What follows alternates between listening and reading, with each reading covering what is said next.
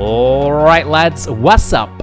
It's your boy Fenner, and it's time for another one of these Monday Musings things where we talk about stuff. Alright? This is stuff right here. So basically, alright, this one's gonna be a bit different, to be honest. It's gonna be a bit technical, because, well, you're gonna see why. Alright, so basically, if you've been watching my stream the past week, or not watching the stream the past week, because it has barely been up at all, and when it has been up, it's been super laggy. So I took a break on Sunday, and then today, Monday, I decided to try and stream again to see if it would work, but I just disconnected and disconnected and disconnected. So I was like, I'm gonna give up on the streaming dream. This internet is not cutting it. But after I, basically declared the dream dead, on Twitter, some guy mentioned me, and he linked me something called Speedify. So I went across and checked it out. It doesn't hurt me to check it out, even though I've seen like 10 million suggestions from people before, and they never worked out. So I went and checked it out, and basically this service is basically bonding of connections. So I've got 2 connections at home, so my idea was, my internet is dropping for like 2 seconds every 5 minutes, which isn't too much time at all, but it means the stream cuts out. So my idea was, I can use my landline connection as a backup connection bonded with my main connection, and then hopefully that would keep my stream alive for the 2 seconds that my main connection drops. And then it would just drop frames for the time that the connection was dropping, which wouldn't be too bad at all, as long as the stream stays up. Because if it goes down completely, it cuts out, then people leave, they have to refresh, it is extremely annoying to watch, and you just can't stream like that. So it would have been great if that worked. But instead, this service also works as a tunneling service. So for people who don't know what that is, basically they have a server, in my case it's in Sydney, and they send all the data through that server instead of going through the natural path that it would go through, which would be my ISPs routing through to America.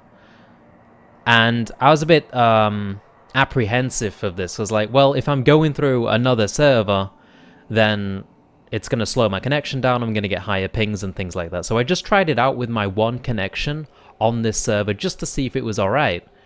And then I did a speed test, and my connection was 3 times faster through tunneling through a server in Sydney. And I was a bit confused, and then I tried out streaming with a higher bitrate than normal, and it was perfectly stable. Well, like 1% drop frames, which is fine. Before I was dropping like 7% frames, and I didn't disconnect at all. The stream didn't cut out. So then my mind was blown, and I had to think about it a bit more. And what I came up with, the conclusion is that the way that my ISP routes the connection through to the US, it always goes through Sydney. Pretty much all data from Australia goes through Sydney, I'm pretty sure.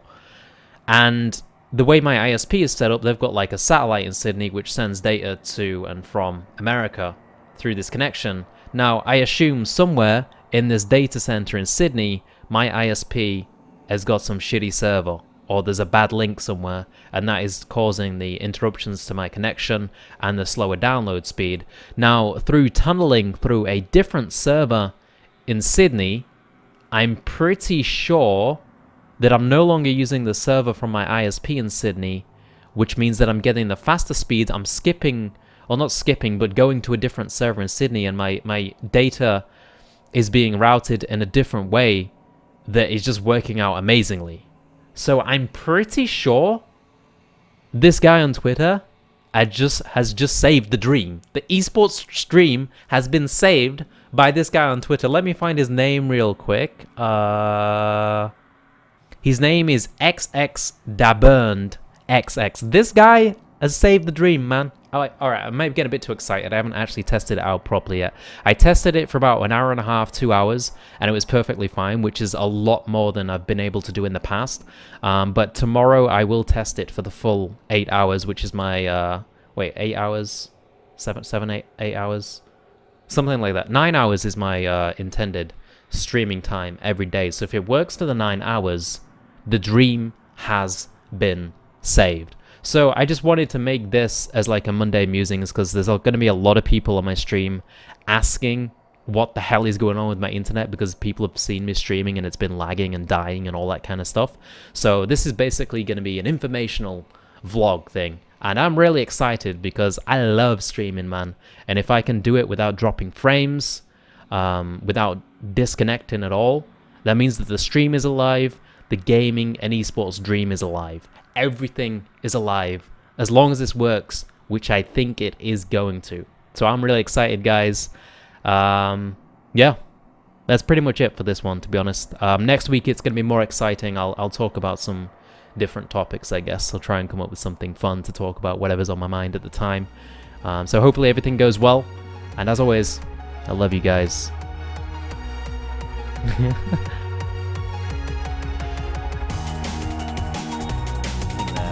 which case they're probably proxying you as well. At 15 supply, we want to go ahead and get that hatchery of the natural. And then 15 supply, we want to go ahead and get the spawning pool. Now, the most economic is 15 hatch, 16